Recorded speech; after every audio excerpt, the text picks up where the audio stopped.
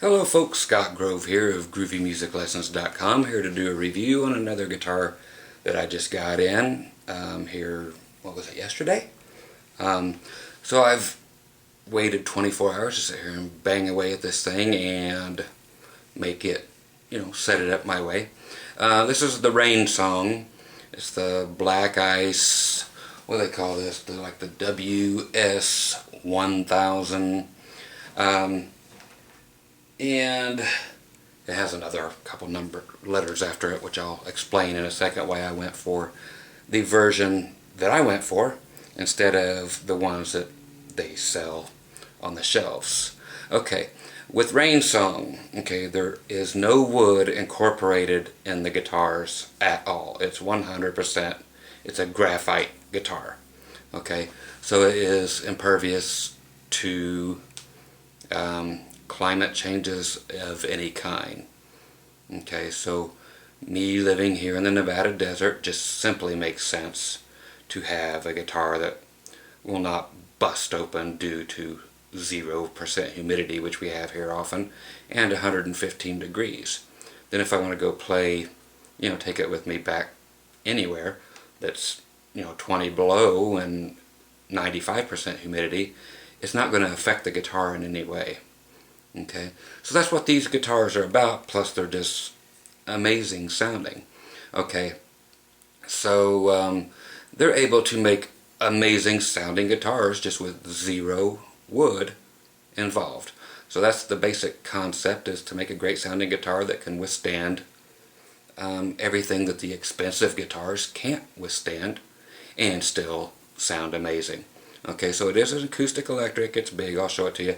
But the thing that I have to point out are, since I'm always as honest as I can be, is they really did a piss poor job putting this on their website. I wouldn't normally have ever bought this guitar had it not been for seeing and playing one in person and then knowing what I wanted different, which is what I changed. But the picture just shows this thing being disgustingly ugly. You still might think so after you see the guitar, but the picture is horrendous, and this is what they use to sell this guitar. So hopefully somebody there at Rainsong will see this. I'm sure they will. Somebody will say, hey, they're talking about you and talking bad. I'm not at all disappointed with the guitar. It's a beautiful piece of work and it sounds great. Sounds amazing plugged in. You can't beat it. You really can't. Just another great guitar added to the collection. And anyway, here is the picture that they used online. Look at that mess. Okay, that looks like God knows what. And it looks like it is just done in a primer gray finish, in a matte finish, and it's not. This thing is slick as can be, and it's all kinds of black, and it's beautiful, but that's the picture they use online. Okay, so just to let you know, if you see this, that's not the, it is the guitar you're getting, but whoever took that picture should be shot, and Rainsong should take this down, because it is a much, much more beautiful guitar than that. I mean, that is just horrible. Like I said, I would have never bought it had I not just seen one and said, what the heck is that, and then actually sat down and played about 20 different ones and said, well, that's actually cool. Okay, so let me show you let me tell you this, since I have it here, then I can shut this thing down. Again, these are just the specs, so I'm just reading them off of the Rainsong page. Again, this will actually be, okay, this is the WS1000N1. Okay, the N meaning neck is what I have, the N1, which is the old neck, the thinner profile. What they use now on everything is the N2. The N2 is, what's his name, Bolin. He's made guitars for everybody. He, again, did a lot of ghost building stuff in the day. But between him and he he built stuff for Steve Miller and so forth and a whole lot of people, but they came up with this big huge fat neck, which I don't like. I don't like the baseball bat necks. Some people that do, the N2 neck is for you. That's what I just didn't like, was that huge neck. And what the N2 has, which is the way this normally comes, is they actually have a truss rod in the neck, which my guitar does not. They have, and it doesn't need one, because you'll never need to adjust the truss rod, because the graphite doesn't bend. It never warps. It never does anything. It does. You can treat it like a dog, basically. Of course, in the manual they advise you not to treat it like a dog, of course, but you can, and it's not going to warp. The neck's never going to change. You're never going to have to adjust. So if it plays right, it's going to play that way for its entire life. You never have to adjust the truss rod, whether you put 30 gauge strings on it or 12 gauge strings. Okay, it doesn't matter. It's going to stay there. So that's a huge thing for me in the climate, where I live here. Okay, so the actual specs on this thing, because I am a spec guy and you can read it as easy as I can. Let's see, the soundboard, all graphite, black ice. Soundboard crafted using Rainsong's protected tuned layering technique. No soundboard braces. Okay, there's no bracing system whatsoever in these guitars, like on every acoustic in the world. There's no bracing, period. Everything just rings, and there's no bracing to enhance or dehance or anything. It's just the sound of the graphite, and that's all you're going to hear, because I wish the guitar was 100% graphite, but it's 99.8%, and I'm going to change the other 0.2%, okay, because you're going to love this when you see it. The parts that aren't graphite should be. Okay, the neck, of course, this one here talks about the other neck, which has nothing to do with mine. Okay, here's what I'm talking about. The saddle and bridge pins and the nut are all made out of what they're calling tusk, which is not bone, it's not plastic, it's still a composite material. But why is the nut not graphite? Makes no sense. I'm going to throw a graphite nut on there. I mean, that was just plain beyond my belief when you have a graphite guitar that doesn't have a graphite nut. Just the overall thought of that is just mind-blowing, that they didn't use graphite nut on a company that's known strictly for graphite guitars.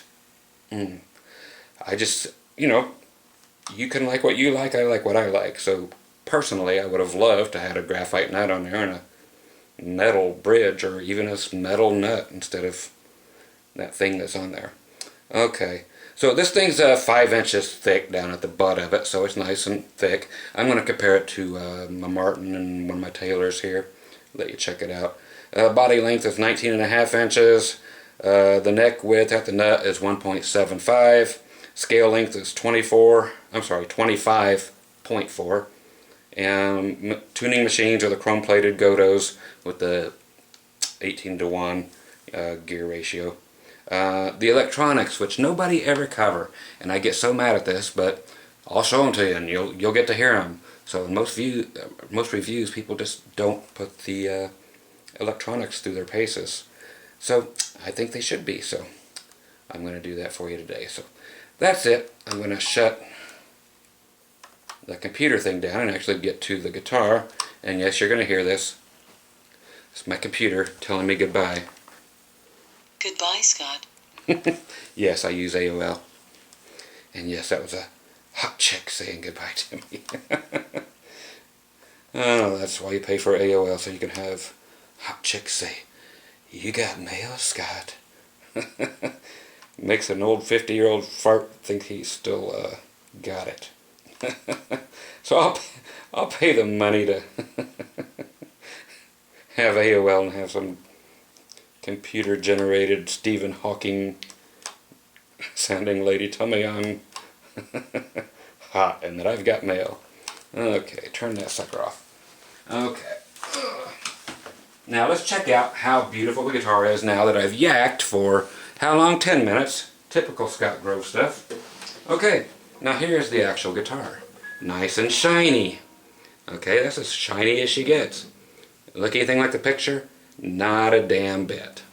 Okay, I'm getting the lights on there as much as I can so you can see the polyurethane finish. So it will not crack like the nitro stuff, so it's going to look like this forever.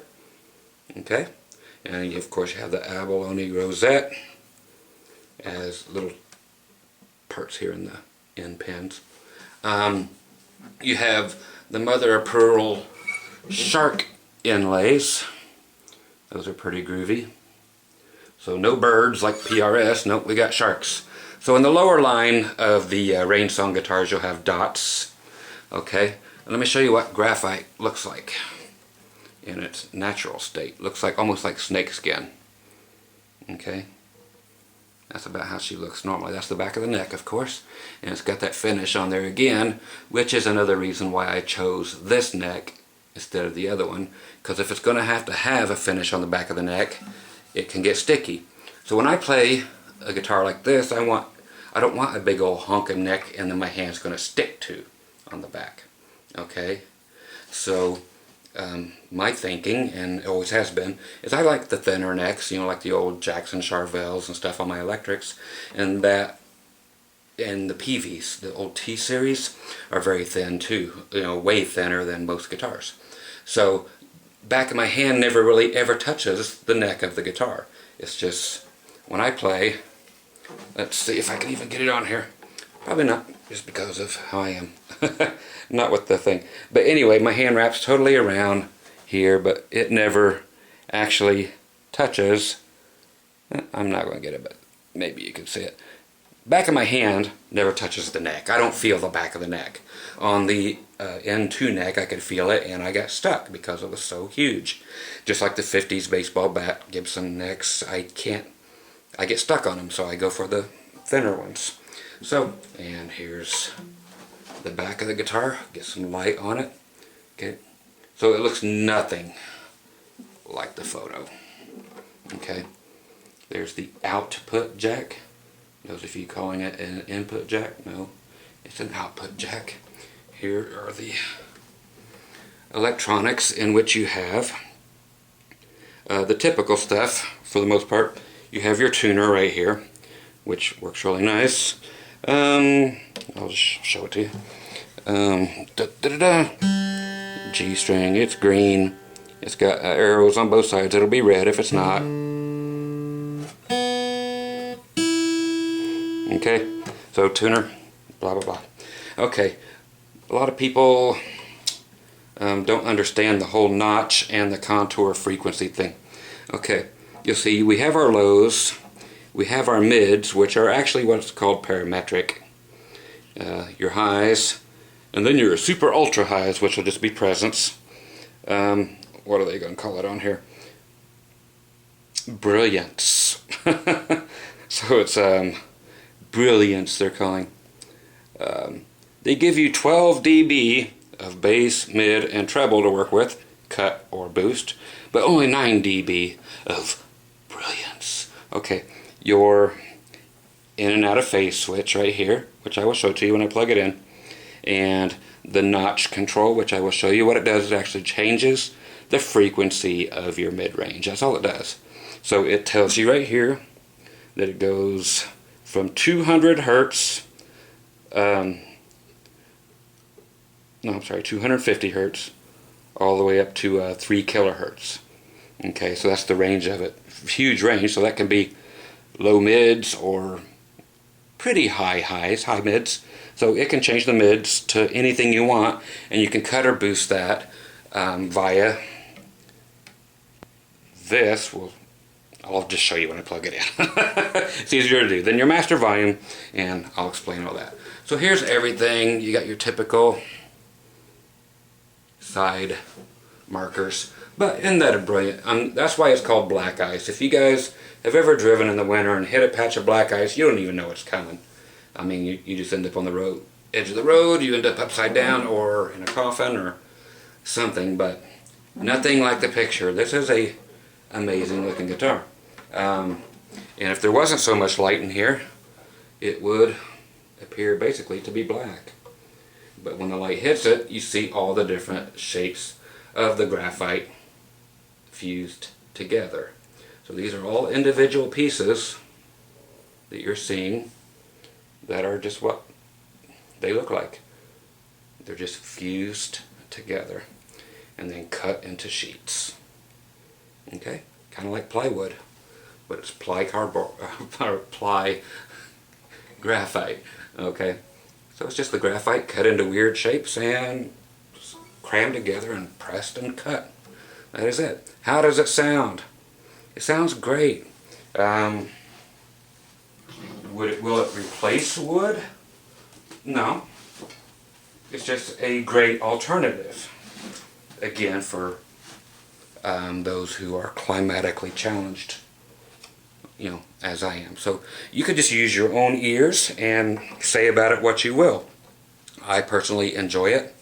Can I hear the difference between this and wooden guitars in general? Yes, I can. Which is better sounding?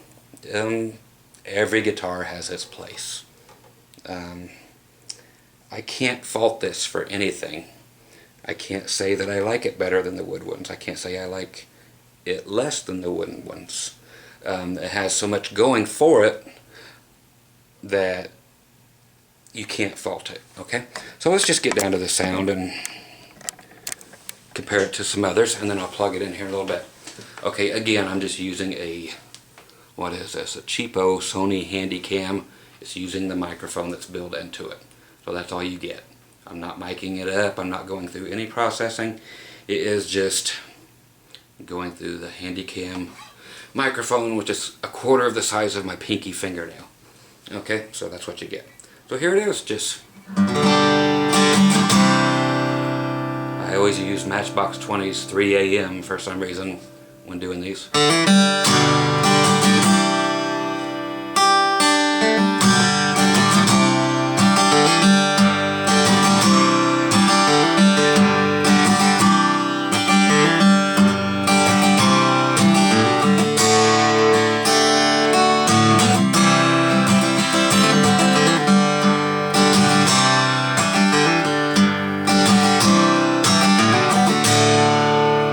So it's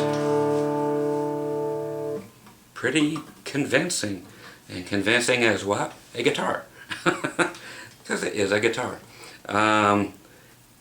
These go, I'm wanting to say, because I just don't remember right off the bat, for these particular guitars in their original state before you start changing things up on them, around $2,200 to $2,500 with a really super nice hard shell, which I coulda, woulda, shoulda brought in here, but it's just in the other room. But know that it's a hard shell unlike any you've ever seen. That it's just very cool. Again, they really should have put a graphite nut there. I mean, when strings go at an angle on a headstock, they will get bound in there. If it was made out of graphite, it would not. So that nut will be replaced probably next time you see this guitar. Okay, so it just makes sense. Come on, Rainsong. Okay, anyway, it plays amazing now. When I got it, it did not.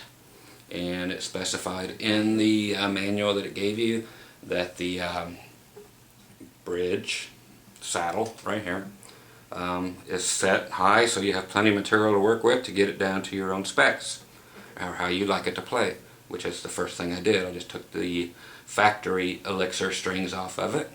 Well, not off of it, just loosened them up, pulled that bridge out, the bridge saddle. Used the Dremel with the sandpaper little cylinder on it. Drew my line where how much material I wanted to remove from the underside. Never remove the top because it's specially cut. You can see from the B string, you know how they're made there, so your harmonics are set as close as they can be. But remove the material from the underside, meaning basically start shaving the bridge from the underside so that it will lie flat against the piezo pickup that's underneath. Okay, and yes, it has other little sensors here and there within the pickup system, as does the Taylor. The Martin that I'll show you has a microphone inside along with the piezo. So people are finding out, yes, it's important to have more than one pickup source you know, different places to have transducers or microphones to help blend the sounds when they're being amplified. So anyway, I got it down to where it plays great for me. So there's the sound of it. Again, just up and down the neck.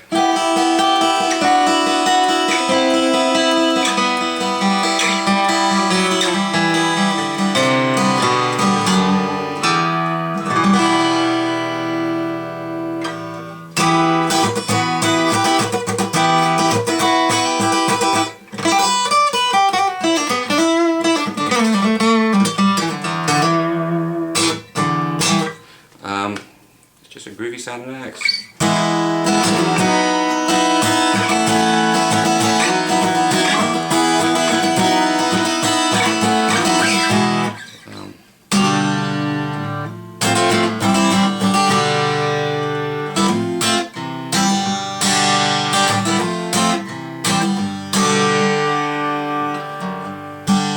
Pull on my E string, tune that up. There we go.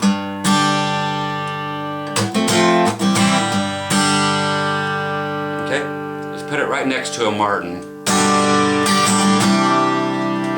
Here's my Martin DC16 GTE Premium. Same strings.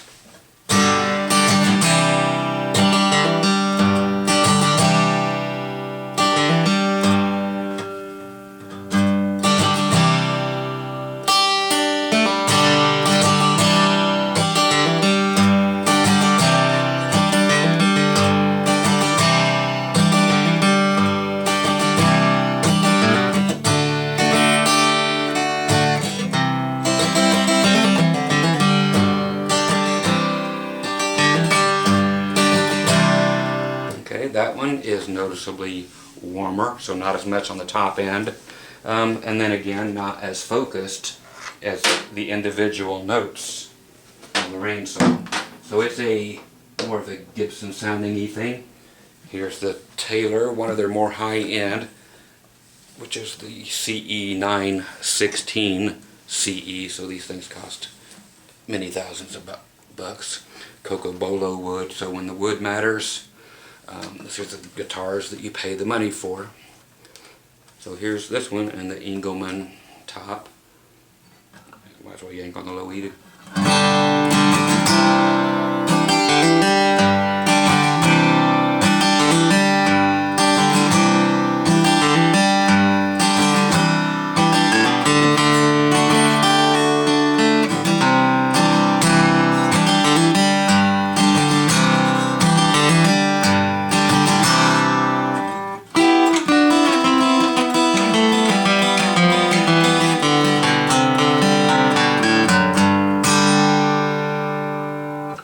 Has a lot of top end and a lot of clarity, unlike the Martin, but it doesn't have as much bottom end or warmth as the Martin does. So if you're looking for warm, the Martin is the way to go so far. Back to this.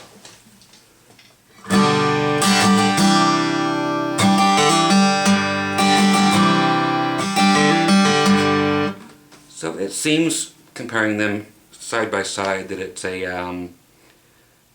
kind of a dead even split between the two, between the Martin and the Taylor. It's like a happy compromise of the two, being that it still has bottom end because it is so deep.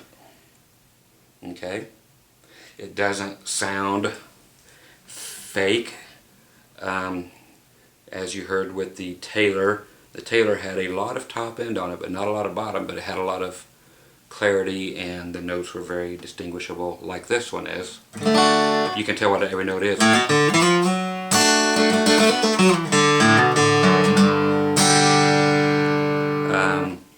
So yeah, acoustically, I think it's kind of a dead split, right down the middle, tone-wise, and acoustical response-wise, between the Taylor and the Martin. Okay, that's what I'm hearing. What you're hearing on that end through this microphone and through your whatever you're listening to it through, I have no idea, but that's what I'm hearing here. Okay, so I'm just going to grab a cord, plug this puppy up. for the moon. But I don't do edits because I'm lazy. Okay. Let's check it out. Okay, I've got her plugged in and still, I think, roughly put to where I had it at last night.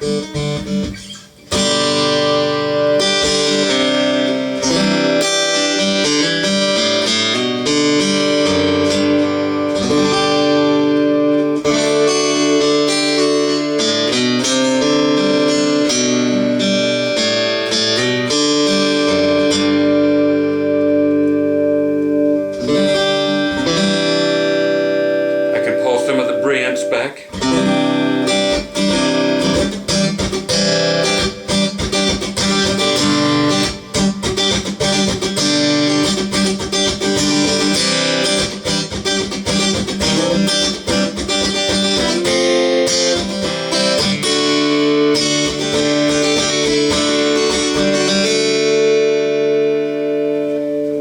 Of course, finger picking. I didn't go over that acoustically.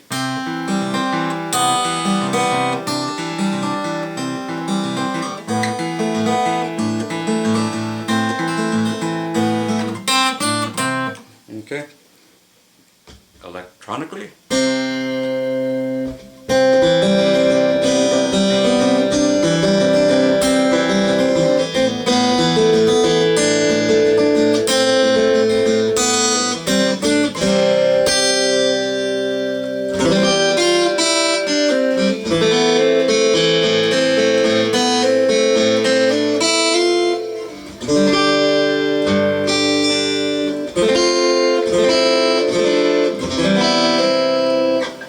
Harmonics.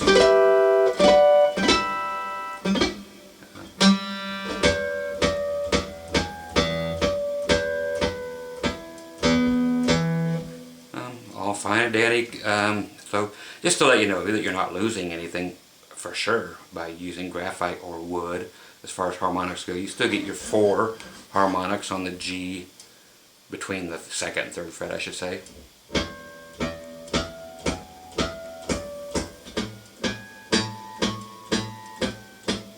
Okay, so they're there acoustically, of course. They're all there.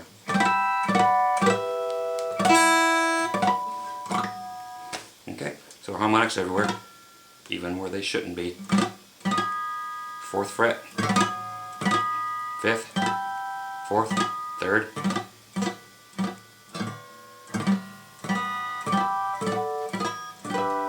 Okay, so there it is. I will show you.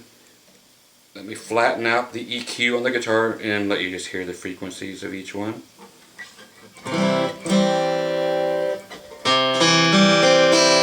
Here comes the bass.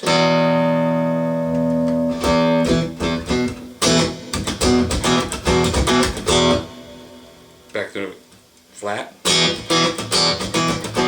Cut.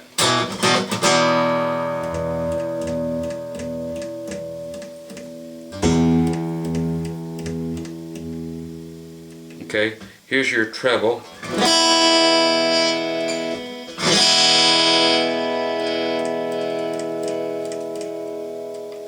Your brilliance. So that's way up there.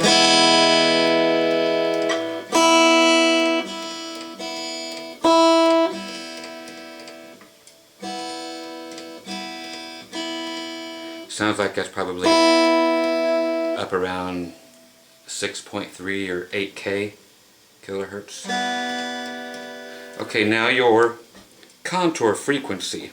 Okay, there's a button or a knob here that says notch. Best thing to do is turn that sucker basically wide open so that you can hear what's being changed here. Okay, so what we're going to do is boost the mid frequency, wide open. Now I'm going to change this. This here actually picks your mid-range frequency. It's like a wah-wah pedal. So you either find a frequency that you would like to boost and then boost it, or you can cut it. Okay? See, that frequency right there is just really driving you nuts. That frequency right there. So you can pull it out. So you just grab that frequency and just pull it out. Or if that frequency happened to have been feeding back, you can pull that feedback out and still keep your guitar at a good volume. Okay, then you just shape everything else to how you like it. And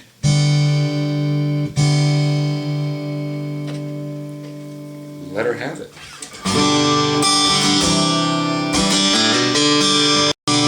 So I pulled a lot of the mids out by doing that, but you can add them back and check it out. That's what I pulled out. It's not a pleasing sound.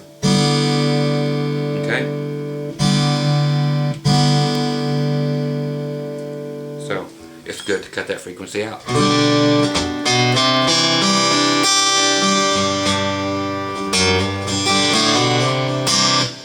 So very nice. Of course I have my reverb on again. In and out of phase. Here's phase. Hit it. It's a lot more alive and in your face with the phase reversed.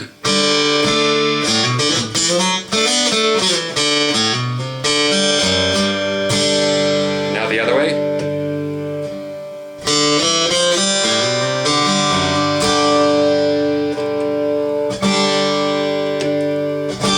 Okay, so just all kinds of options. It's a great axe. So that's basically it.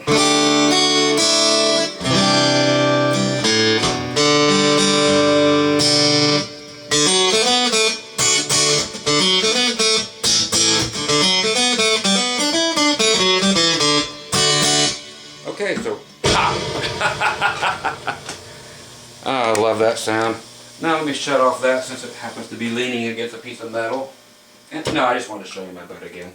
Okay, so it's the Rainsong WS1000, and it would be called N1, so neck 1 before they went with the other neck, the fatter. So if you like the fatter necks, go with the N2, which is what is stock on everything now. So the N1s are still available via just a typical option. But interesting rosette, if you really get to look at it. It's not outlined by anything, it is just on there. So there's no binding per se around the rosette. And there's no binding per se anywhere. I mean, it just keeps going. Nothing stops. The flow just keeps going on this guitar. The edges are not sharp, they are very rounded, so it's more comfortable feeling than a squared off normal wooden acoustic would be. So you got that little bit of comfort there for your arm that won't cut your circulation completely off. Okay, and again, so if you go look at that scary ass picture that Rainsong needs to take down of this guitar, just know that no, that's not how it looks. It looks like this. It looks like the name, Black Ice. So they do not make this in very many or as many body styles as they do their other guitars for some reason. I don't know why, because it's a beautiful axe, and I would have loved to actually have had it in a dreadnought style, which they offer in every other model they make. They offer a dreadnought, but they have this in a jumbo but with no cutaway. I would have also loved to have had a jumbo cutaway, which they make, but not in the Black Ice series. Some of their other guitars, depends on the finish, they're all different. You can look at the pictures, but it won't do you any good on any of their guitars. But to see some of them in person actually look like primer gray stucco. Others look like they almost tried to make it look like wood in a way, but it's kind of grayish, but it's perfectly smooth. So my advice would be to honestly don't look at the pictures on Rainsong. Try to find somebody playing one and actually showing you as much detail as I show you, or better yet, go try them out. Everybody carries them, anybody with any sense, and it's again a perfect alternative to anybody who, like I said, lives in a climate challenged area, whether it be arid or whether it be moist. And God, all you servicemen that are out there sweating it out and you have guitars, man, this is, get Daddy one of those, you know, to take with him. You know, they make travel size ones too, but yeah, these won't give in and crack and split and do all that stuff that normal wood does under, you know, those kind of conditions. So is it good for a carbon graphite guitar? It's just good for a guitar, period. So you heard it up against the wood ones.